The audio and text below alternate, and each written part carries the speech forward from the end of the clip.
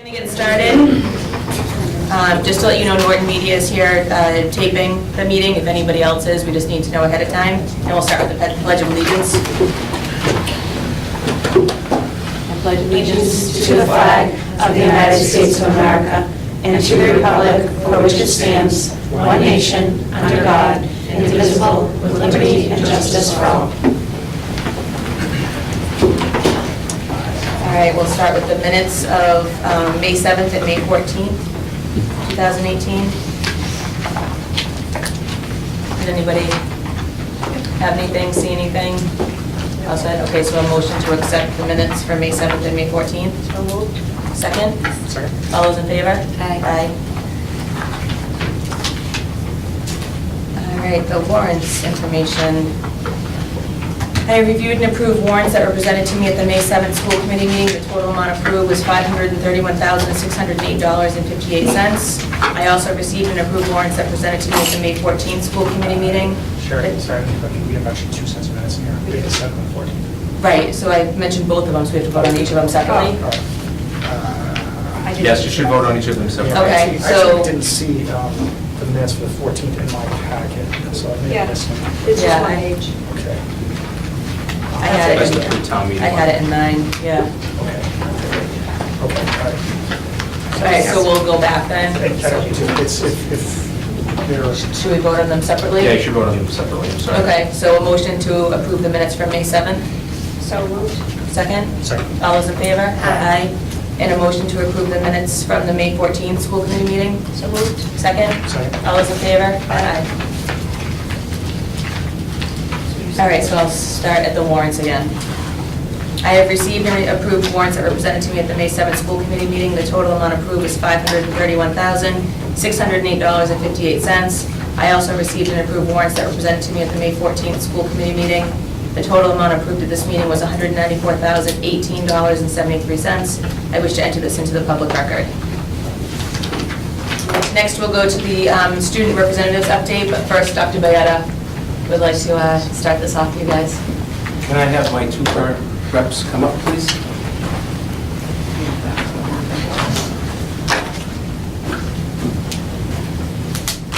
Wish I was wearing my shorts.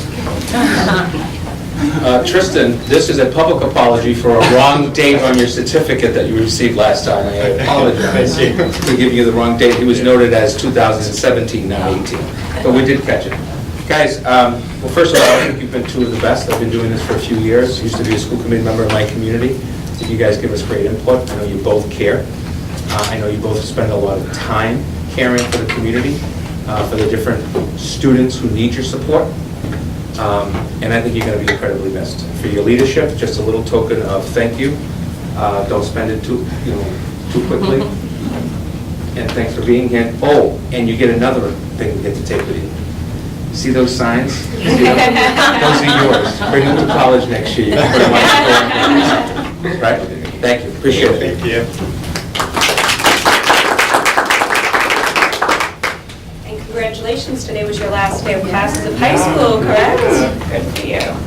So before you guys jump into your report and introducing the new representatives, I just wanted to thank you for your time. You guys have sat through some long meetings, some where tough decisions had to be made, and you guys were always great and professional. So I just want to thank both of you for being the leaders that you are. And good luck next year. Okay, now you can give us your report. The Science Honor Society recently went to the JCS and worked with students there to help them with their academic fair projects. Also, the high school spring concert was last Thursday, and the middle school spring concert is going to be tomorrow at 7 p.m. As mentioned, today is like the last official day for seniors, so finals will be for the rest of the week. So today we had our annual cookout at 12 p.m. So all the seniors went out and teachers cooked up food for us. The freshman class will be holding a breakfast on June 11th. And then this Friday is the Sounds of Silence benefit concert, which is being put on by a junior at the high school, and it's $5 at 7 p.m. and all proceeds benefit various women's organizations. Yep, and we would also like to introduce the 2 new student reps, Caroline Daly and Cooper Cooper Smith. They're both sophomores and members of the student council. We're really happy that they're here. Great, thank you guys. Welcome. Nice to meet you.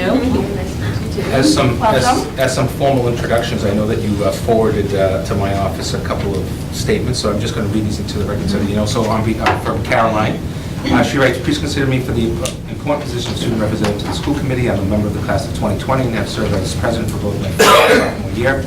Additionally, I'm a straight A student in honors AP classes. I run spring track and play on the girls volleyball team. Being an athlete will allow me to bring the perspective not only as a student, but also as a participant in athletics. As an active and well-rounded NHS student, I consider myself qualified to represent the school as a member of the school committee. I am comfortable with public speaking publicly. I participated in the speech competition both this year and last year. I'm currently the District 33 Lions Club speech competition champion, and I'm awaiting the state's rounds. I would attend the school committee meetings and speak honestly regarding the important issues at the high school. I would not shy away from matters that might be controversial, and do my best to relay the concerns and opinions of my fellow students. Most recently, there have been 2 male students who have undoubtedly done a wonderful job in this role. I hope you will consider the benefits of bringing female students aboard to get their input as well. If you have any questions or would like references, please feel free to contact me. Thank you for your consideration. That's a wonderful statement. And from Cooper Smith, welcome Cooper as well. My interest for serving on the school committee is mainly due to the fact that I would like to be involved with my community. The idea of being able to participate in discussions about the school I'm a student in is very appealing to me. I'm willing to work hard and put all my effort to be part of this. The ability to interact with more experienced people on the committee I find very intriguing and could also be educational for me. I wouldn't want to miss the opportunity to engage in this committee and educate myself on town politics. The reason I participate in student councils is so I can be more knowledgeable of what's occurring in the school and be helpful in any way I can. I participated in many of the events student council has held and will be partaking in the upcoming events as well. I enjoy the social aspect of it, talking with students, leaders, and working together to come up with fundraisers and events for the school. Working and communicating with others is something I enjoy doing, and I think I do well. I also serve on the site council, which so far has been an interesting and valuable experience. I can contribute in any way I can. I am well-spoken. I can take notes. I'm willing to be assigned a potpourri of tasks which I can complete as best as I can. I have had past experience in formal events and know how to properly compose myself, as well as listen and comprehend what is happening.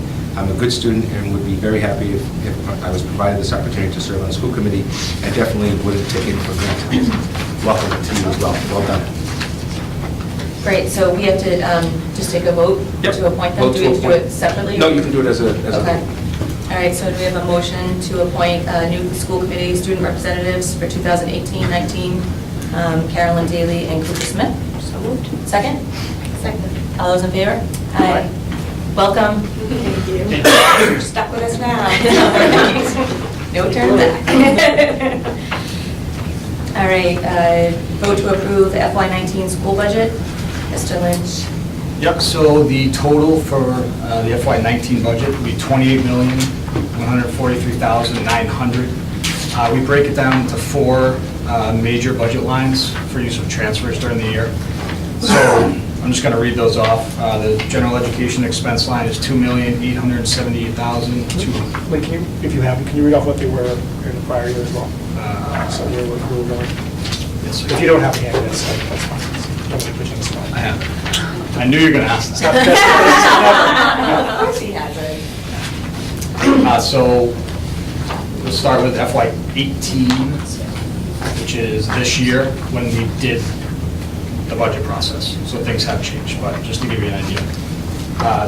$3,036,410 was the current year general expense. Next year is $2,878,244. General ed salary, this current year, $15,340,468. Next year, $15,679,959. Special ed expense, this year, $2,706,381. Next year, $2,987,450. Special ed salary, $6,152,352. And next year, $6,598,247. For a total increase of $908,289, 3.3%.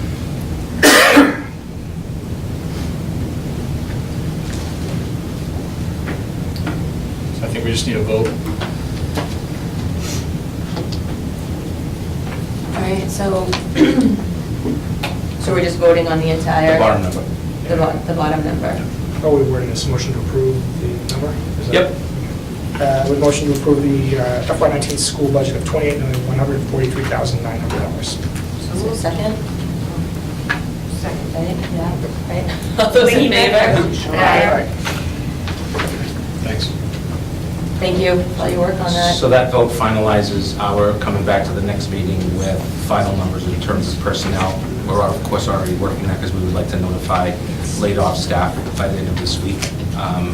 And then postings of staff for resignations, which are coming in. We're getting some surprises. And we'll let you know those personnel shift as they happen over the course of between now and our last meeting in June and into the summer as they happen. Yeah. So this is the concern right now, the surprises. Yeah, the surprises are starting to become, in some cases it's notification of I'm interviewing. In some cases, it's a direct request from any of us for letters of reference or their principals. Morale is taking a pretty significant hit. There are some thoughts of some folks that this isn't going to happen, so we're going to assure them by this Friday that it is happening, besides the 19 people that we've already communicated with are being privatized. So, they're hurt. Here we go. So there are going to be some different faces in front of students next year because of people resigning. And that's just part of the, as one person said to me, I don't know how much longer I can work before I'm on the chopping block, so why take the chance? And so they're looking at those communities around us that are not making cuts and have higher salary wages and are closer to home. Bang, bang, bang. It's unfortunate, but it's the way people are thinking right now. This is the time of year where those thoughts come into play when the budget doesn't look great. So that's one of the reasons why tonight's meeting gets me to get notifications to those folks. So either A, it calms down the nervousness, I don't know if I'm on the chopping block, and B, it gets somebody the actual, okay, I really need to make sure that I have all of my ducks in a row and my stuff updated so I can get out there. And So this was always kind of the situation, right? I mean, we're in a really unique position. We have excellent staff across the board, and I hate to say this, I hate to tell tales out of school, but they're generally not paid what they are in other districts. Right. So this was something you hoped you wouldn't have happen, but you certainly, it's not unexpected, I guess, at this point. So unfortunate, but not unexpected. Right. I think it's worth noting too, I mean, it's unfortunate that people have kind of lost faith in, in us, in our community, because essentially the community made this decision. It makes me sad that this is where we're at, and I just think it's worth noting for the rest of the staff that, we're not done. We will continue to fight for what's right for our staff, for our students. We might have to dig in and fight a little bit harder. I don't know what that is, but obviously it needs to be done more. So I just want people to think that we've given up kids or students, because that's absolutely not the case at all. We will continue to fight for what we believe is right for everyone involved. Well, sometimes the positives and the negatives, and I appreciate your comment, is that some of the resignations cause that financial situation to save a position or to combine that with other money that saves a position. So that's the status where we're at. We know the foundation of what needs to happen. Then we have all these surprises that take place. And hopefully by Friday, we can at least calm some of that down so that only those folks that are seriously thinking of moving are, and those other folks who thought they may be, on the layoff list, they now know they're not. And they can at least make a better decision for themselves, but not just solely based upon, I was laid off, and that's why I'm looking for another job. So, and I agree with you. I think with the fight continues. Yeah, we definitely have taken a step back this year, and it's unfortunate that it had to happen. It really didn't have to come to this, but it did, and I think all we can do is just keep pushing forward and just keep fighting for what we believe is right. Well, we can only spend what we're given. Yeah, well, I think that we need to just continue trying to educate the public to know that there's no found money. We didn't find $1 million, I just think we need to just keep speaking the truth, and hopefully someday people will start to actually understand it. You know, on that note, so we can't, nobody can tell us we can't speak now. At town meeting, there was an ill-informed gentleman who got up and said that we found $1 million. I'm calling him ill-informed because it's about the nicest thing I can say about him at this point. There is no possible way to find $1 million in a budget. It doesn't work that way. We have a finite number of dollars. We spend those dollars. That's it. The quote, finding of money is cutting something else. And right now, I'll tell you what, we say it all the time. We invite people to come in, go through our budget, find the waste. It's not there. We've had people go in, I don't want to name names, but there's a gentleman in town who is a big no-voter. He's come in, he's looked at that budget and not found a penny, not a penny. So when we're cutting things, when we find $1 million, when we cut $1 million somewhere, those are vital programs. Those aren't fluff pieces, those aren't people we don't need, those are important bodies, those are important programs. So I take umbrage with the idea that we're finding $1 million. That's simply not the case. And when people say that, quite honestly, it makes them sound like they're stupid. So. Couldn't agree more. All right, anything else to add? No? Okay. All right, so we'll go on to discuss the FY19 bus transportation for grades 4 and 8. Well, Mr. Lincoln, what you got? Yeah, so when you look at the structure, currently, we have 13 four-tiered buses, so 13 of them go either from LG, the high school to start, then go to the Yale, to the middle, to JCS. And as you know, obviously, you told me to look into combining middle school and Yale. So the new structure would be the two-tiered, and then moving those 13 from 4-tier to 3-tier will save about $55,000 in our bus contract, I'm sorry, could you say that last part again? So 2 would be 2-tier? 2-tier, yep. And then 13 would move from the 4-tier to the 3-tier. So there will be no 4-tier? Correct. And that's where you see, that's where you assume you're. Yeah, that's the same. So when you cut a tier, there's a certain dollar amount in the contract. That 55,000? 575 is what I have as of now. So we just need a vote to approve making that change because it was a signed contract last year. It's making a change to the contract. And just to be clear, because I think it needs to be on record, we asked about parent volunteer, possible monitors, that type of thing, and because of insurance, we cannot Liability do that. issues, yeah. And if we have to pay someone, we don't have We don't those have the types money of to funds. pay. Right. Okay. So before we just vote on this, I just wanted to ask, so we are, over the next however long it's going to take, we are going to look at start times of schools and Yeah. redoing. You'll get a recommendation for us as part of the budget process. I promise you that. I want to get it done as part of our first presentations of the budgets, which is in January, usually for the school committee. Okay, so So that's our September, goal. January, Yeah. okay. And in theory, it could take effect next September. Could take effect in September of FY20. FY20, so 19. So, you know, if we get a recommendation by November, December, I'll bring that forward as well. I mean, you're going to want a public hearing on it, just because that's good protocol. Allow for folks to come out and make their statements as what they think about it. You know, at the end of the day, we should be doing it for educational purposes. I think some of that will come into play with start times, but at the end of the day, we're doing it really for also financial reasons. I think it's also So- important to point out as well, because we had this discussion at the last meeting, but we weren't on cable.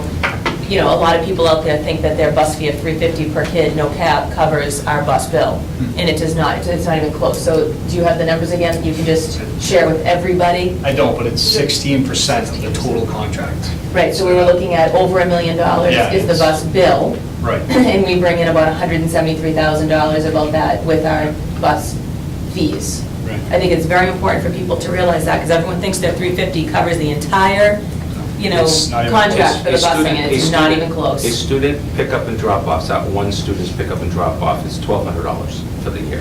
Now, if you have multiple tiers, it's still not even close to $350 in terms of the cost.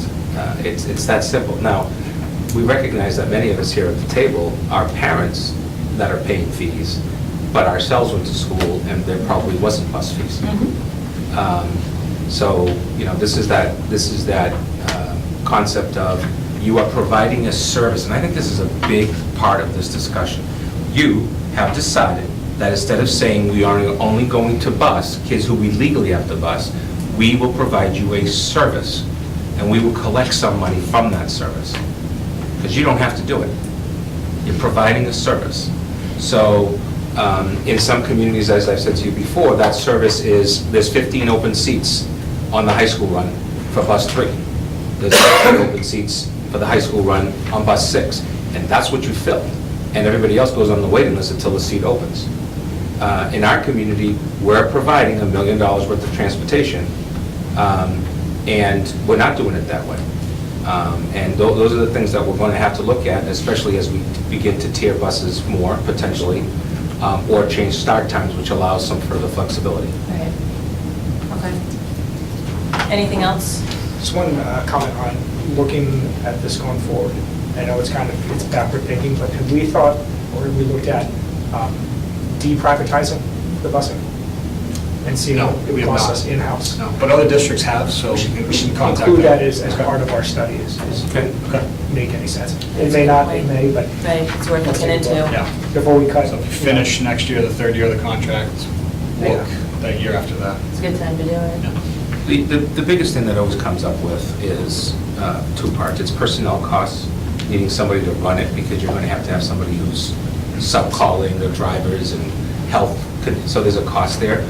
But in general, what would that cost mean to a community like us? And it's really those startup costs for the buses that you're purchasing, because you lease to purchase, let's say, or you one time go out for capital money, and that all of a sudden changes the prices. You're just paying for personnel, which has an impact long-term. Typically, they also become unionized employees, and... Yeah, I think it's unlikely, but we should at least. We should look at it. Okay. Okay. Anything else with us? Okay. So is there a motion to approve the FY19 bus transportation for grades 4 to 8? So moved. Second? Second. All those in favor? Aye. All right, we'll move on to, Can I add one Yep. more thing, Mr. Chair? So I want to just, Joe mentioned something about the start times and doing this, and he said it should ultimately be for educational purposes. I just want to say, in my opinion, it actually is, because the financial impacts the educational environment. On the other So side. if we cannot save the money, then we have to lay off the teachers. So to me, we are doing it for the educational reasons as well.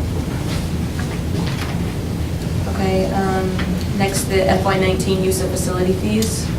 So before you have some recommendations as it pertains to hourly fees added on to the custodial fee. Now, we can take this under advisement tonight if you want. You don't have to, since you're seeing it for the first time since the packet got to you Friday. But the idea behind this is, how do we continue to try to offset our costs? Remember that our hourly charge is basically clearing up the cost of the custodian to the district, so that we're not eating costs. Most of those costs are going to hit your organizations that use your schools, specifically your gyms. We're not going to collect a lot of money from classrooms, libraries, and the cafeteria even. It's going to be the gyms, which means the biggest concern I have about this change is literally nailing one organization more than anyone else, and that's basketball. They see the brunt of this more than anybody else, because they use our gyms more than anyone else. And you're talking about North Basketball Association, right? Correct. Yeah. So it's not going to be as much with baseball and softball and Cub Scouts and all that, although they may have something in here that could come up. The fact of the matter is that one connection. Currently, what we do is we have them on a certain rate. I don't know, Lincoln, if you have that with you. We have them on a certain rate, and then after 300 hours of using it, we drop the rate down because of the cost to them. So you can consider saying to them, well, you know what, we can't do the cost down, but we're not going to implement this new fee because it'd be too significant of an increase. And then there's the potential that they just walk away completely and decide to go out of town, which is what was happening before I got here 5 years ago. They were going to other communities. Why is the basketball hit more than, say, football that uses the fields and soccer. that- The amount of well, time, yeah. Back here Percentage. is charged or not charged? No, they're, No. no, because They they, run those fields. Yeah, They maintain. they maintain the field, so they don't collect a So it would be fee. the high school fields for football. It would be if it would be, yeah, but that's once a year. You know, that's not a regular charge. We don't allow for, especially now that lacrosse is on there all the time, we're not allowing for football, local football teams to use our football field on a regular basis. We North have- basketball is in the schools. Yeah. Yeah, like it's the JCF, Every night, JL. every school. Right. So if you have somebody over here, Pop Warner, or you have the Black Knights using that field, they're putting money into the field, right? They're bringing in the backhoe and they're cleaning it up and they're, all that stuff. We basically cut it and line it as needed. When you go to basketball in particular, it's turn the key and it's the gym, it's turn on the lights, it's use the bathrooms, all of that. There, again, it becomes that one organization over time, right away, is going to be nailed. And I don't know, you know, I put this together just to be upfront and that we could have a public discussion on it. I don't know if that's, in my opinion, the best way for us to go. We may be better off saying to them, instead of having, after 300 hours, instead of having this decrease, only having this decrease, than saying to them, well, no, you're going to have to also now pay, you know, in the case of the high school gym, $25 an hour. On a Sunday, that's 8 hours times 25, plus double time for a custodian. Yeah. They're already taking care of the custodial cost. So they pay no fees, Con. Oh, basketball? Yeah. They do pay a fee. They pay $48 an hour Till until they they hit use- 350 hours, and then we drop it down to 38. All right, what am I not understanding, David? So that's paying for the So that, custodian. so you have to look at this as custodial plus Custodian. facility. All right, Yeah. what's the fee ex the custodian that they're paying now? Nothing now. All right, so they're paying no fee now? Right. That's what I understood. Right. So this is a $7,500 charge to them if they're It's a going significant, $300, it's a, and right, it's a lot. it's a lot of money. So, you know, I wanted for us to have a discussion, because I don't believe, you know, this concept of hurt already bothers me, but the idea that we have a place that's safe for kids to go, and it's gonna cost one organization significantly more than it does another. The fields are a little different, because they've come to us and said, we'll take care of the field, you know. We have a private third-party men's league of bocce that plays, not bocce, cricket. They could easily have a new policy through you. They have a contract now, I think it's $4,000 or $5,000 that they use it on that Saturdays that they use it. That's an organization that you could say, you know what, you're private, you're from out of town, we don't have a problem charging you $3,000 more. Take it or leave it, it is what it is. But I have no personal connections to Norton basketball at all. I wouldn't be able to tell you who a coach is and who isn't.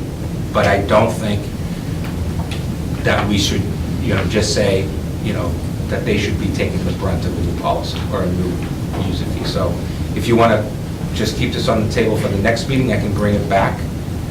We could leave things as is, since we are charging them for custodian, and, you know, that at least clears the way to not overcharging folks. Or we can take another consideration tonight and come back with some other thoughts and ideas that maybe we could have some discussions about over the next week or two. It's not something that I have to do tomorrow, in other words. I think it's also important to note that I did work with Norton Basketball Association this past year, because they came to me and it's getting hard for them to pay these fees. You know, they've got kids who they're giving scholarships to, families can't afford for their kids to play. Norton Basketball, it's a rec league, they try to give every kid an opportunity to play who wants to play. So I just think it's important to, you know, point out that it's tough for them. They don't have the money to be able to do. Their enrollment is down in terms of Right. participation, because they're seeing this type of enrollment situations as we do, because of birth rates catching, you know, that situation. So, you know, there's less money coming in. Right. And they also, at the same time, in my opinion, aren't trying to just all of a sudden say, well, we're going to have to charge, you know, $475 a play now instead of $250. You know, they're, you know, so, again, you don't have to vote tonight. I know that it's one of those discussions that I think was important for us to have publicly. So we can table this if you guys want to, but I'll tell you, I'm probably unlikely to vote for this, for a couple of different reasons. The huge hit to organizations, which I just don't think that they can absorb, quite frankly, is one of them. The second part of it is, you know what, they're municipal buildings, they're part of the town. tenant may own them. I don't want to restrict access. I don't know if we're thinking about including things like the SPO, et cetera, in this, but, you know, there are organizations that use these for the good of the schools as well. So my We personal have opinion is no, not- listen, the administration, and Link, you can speak for yourself, we have no problems with that thought pattern whatsoever, because the whole idea of sitting down with folks and saying it's going to be $7,500 more, or $5,000 more, or $500 more, Yeah. these are organizations that directly support us in some way, shape, or form, either by providing a place for kids to go.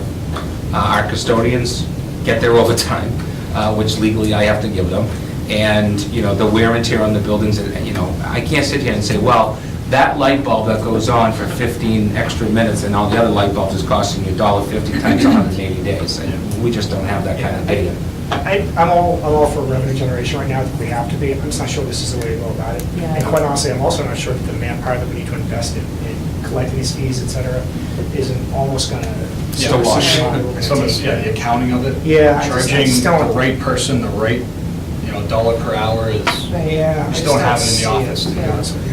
So I So feel that- the same way, so I don't know, does anybody else? No, you can take no action on this item, which means we just revert, or you can take a vote of clarity, which would say that you would like to maintain the fees as per the custodial costs, and that's the only fees that you're charging, which excludes any private organization, by the way, outside town. That's already in our protocols. I think it's probably important to take a vote of clarity, right? So I that think there's so. no misunderstanding.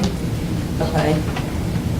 So, help me through this one. So, Motion to maintain our current policies and practices used regarding facilities fees. is there a second? Second. All those in favor? Aye. Thank you. Favorite part? All right, Dinesh. Dinesh show. I got my sticky notes. All right. I'd say right now, I have very little substance on this. It's Okay. more like a couple Go to it. a couple of questions of clarity, but... That's great. So unless there is anything on section I to go back, we just need to take a second. Motion to approve I as written. Is there a second? All those in favor? Aye. Thank you very much. Okay. Now tonight, we're going to do our first read of section J, which is the biggest of them all. So, after this, it just gets better. So, yeah, the last two pages. Section, sorry, section JCA. CA. Yep. The last paragraph, school bus transportation will not be provided for students attending schools outside their attendance areas unless they can be accommodated on existing bus routes and schedules, or a hardship is involved, or unless specific permission is granted by the school committee. I actually don't think that the school committee should be giving permission for anybody to, that should be the superintendent, not the school committee. Okay. Works for me.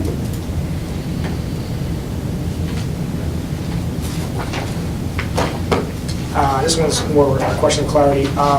JHD.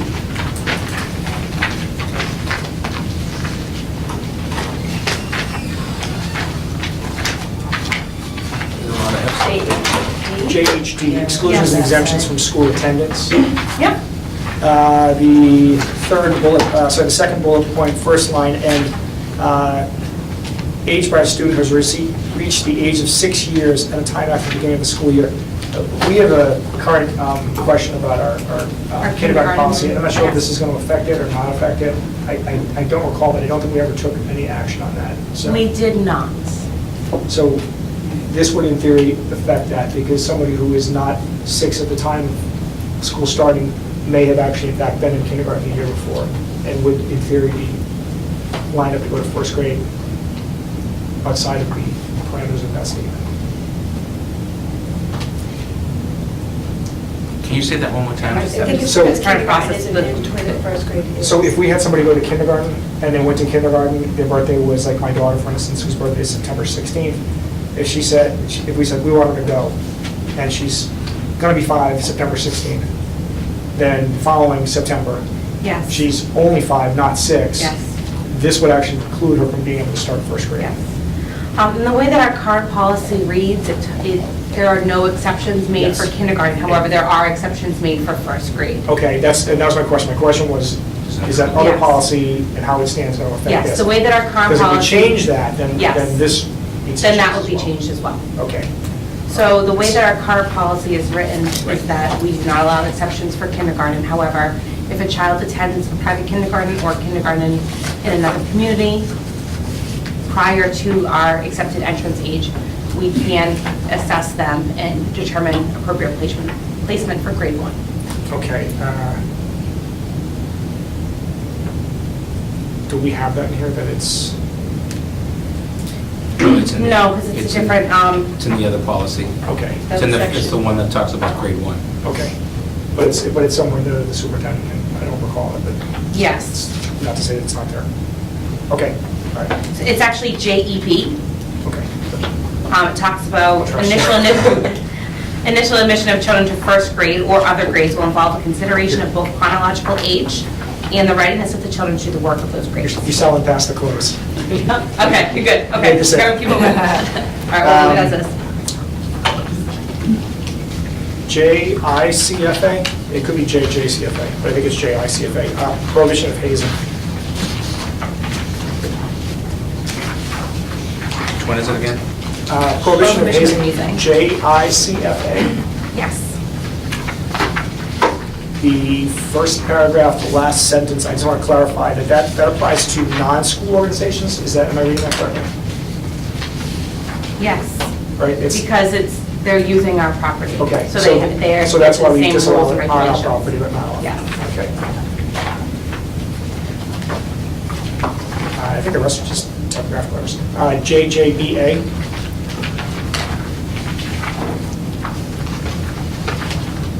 Use of passive breathalyzers? Yes. Yes.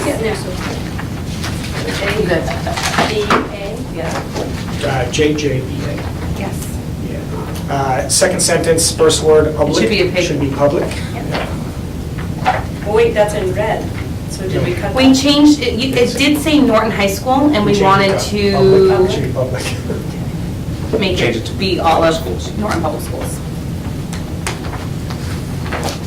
JLCEC. And I don't know what this is actually part of, because it's in the middle of a bunch of stuff. JL. CEC, School Guidelines for Managing Students with Life-Threatening Allergies. Yeah. And for a second, third page of that. Yep. We have food service responsibilities. Do we need to re-examine this since the food services are no longer under our... Well, they'd still follow the same policies. And I agree with that. And the reason I'm asking is because there's another one, it might be buses, that we worded differently. That's the kind of CEC.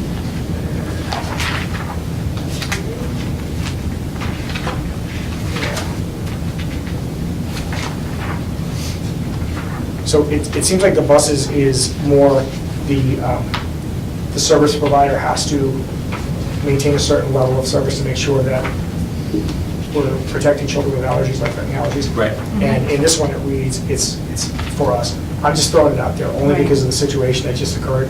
Do we want to just take one more look at that? Right, And I rethink think how that's a we're good writing question that? for us to clarify and see how we can clean up that language. There is a bus responsibility right under So it. that's Yeah, that's what I'm saying. I'm saying those guys, JEC. like, the company needs to maintain. Right. JLCEC. For food services, that. Maybe the contract. Yeah. We should Right. maybe just Yes. look. When we do that third-party contract, one of the things that is in the contract is language about our policies, so we have to make sure that our policies are very clear Make as sure to our it's- expectations. So, I'm glad you brought that up. And then the last thing is JM, approval of scholarships. M? JM, yeah. M is in there. Approval of scholarships, the Yes. sixth bullet point. Yep. Second line, first word should be nor, not not.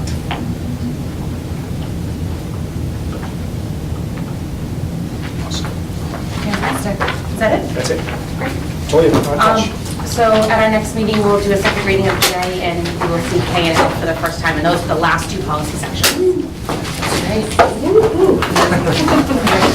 Kathleen, again, excellent work on this. Like all the red? I do appreciate it. When I see those red stripes, I'm like, yeah. Under other business, just want to notify the school committee and public that I have a meeting for their request, or been our request as well, to meet with the food services current employees on transition. specifically questions on benefits and all of that stuff. The town will also be part of that meeting, as well as Sheila and payroll, myself and Link. And then on the other side, after we're contractually done with Chartwell's, we will be holding a meeting with Chartwell's and the employees to give them all of the discussion topics that they may want to attend. So just letting you both, letting you all know that. Okay. Have you had any conversations with them subsequent to us? No. No? So I was just curious that they were receptive to keeping our employees on. No, I haven't had any discussions with them. I did meet with our food services director today, and then plan on meeting Wednesday with any and all of the employees from food services to create a list of, what's happening now is we have a little bit of a ping pong going on in terms of where to get the factual answer for something. And in some cases, it's the same answer, and it's a difficult answer to accept. So we just want to be clear about, where to go for an answer. If you don't like that answer, you can go somewhere else, but also making sure that everybody's getting the same answer. And that's not necessarily true, because your years of service, where you are, your benefit package, and all that could be 19 different situations. So it's very much an individual case-by-case situation. So just informing you of that. I don't mean to keep bringing it up, but we are meeting with Jim only 2 more times a week, so we told him to hold off on the class size policy because we were going to discuss it with the school. That's right. Yeah. Thank you for bringing that up. I will make sure that we have it as a separate action item in our next meeting. So we can, we'll pull that policy one more time just for a last review. I'll make sure we have it at the first June meeting. That's fair? Just because we didn't want to make a decision, we felt that class size policy was a full school committee meeting, not one. Okay, yeah, all right. Anything else anybody has? No? All right, motion to adjourn. So Second? All those in favor? Aye. Thank you all.